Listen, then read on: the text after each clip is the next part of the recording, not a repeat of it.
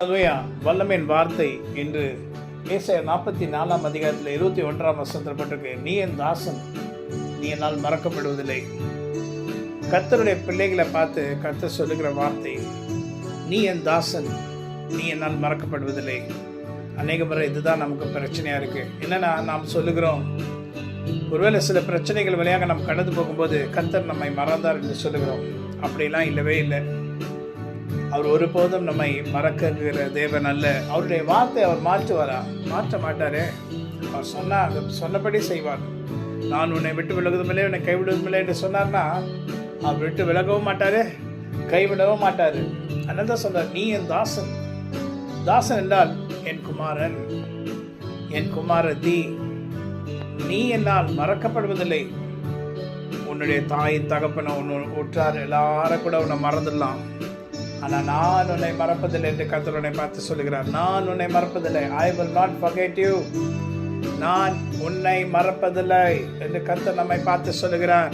தேவ பிள்ளைகளே, இந்த வார்த்தையை நாம் சொல்லிக்கொண்டே இருப்போம். கர்த்தர் என்னை மறப்பதில்லை, கர்த்தர் என்னை மறக்க மாட்டார். அவர் சொல்லியிருக்கார், நீ என் தாசன் இஸ்ரவேலே, நீ என்னால் மறக்கப்படுவதில்லை. நாம் அவரால் மறக்கப்படுவதில்லை. ஹல்லேலூயா. ஆமென். கர்த்தர் நம்மை ஒருபோதும் மறக்கவே மாட்டார்.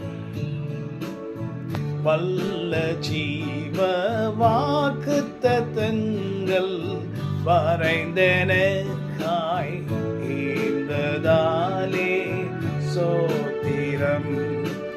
ஆபத்திலே அரும் துணையே, பாதைக்கு நல்ல தீபமிதே.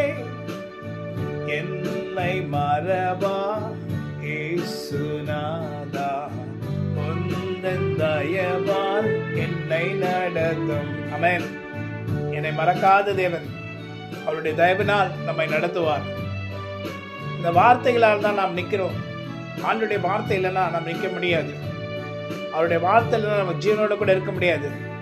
அவருடைய வார்த்தையினாலும் அவருடைய வல்லமையினாலும் நாம் நிற்கிறோம். நாம் நிற்பதும் நிர்மூலமாக இருப்பதும் அவருடைய சுத்த கிருபை, அவருடைய இரக்கத்துக்கு அளவில்லை. God bless you. இந்த வல்லமையின் வார்த்தைக்காக நன்றி. கர்த்தர் உங்களை ஆசீர்வதிப்பாராக. ஆமென். அவர் நம்மை மறப்பதில்லை, ஏனென்றால் நாம் அவருடைய பிள்ளை. ஆமென். God bless you. ஆமென்.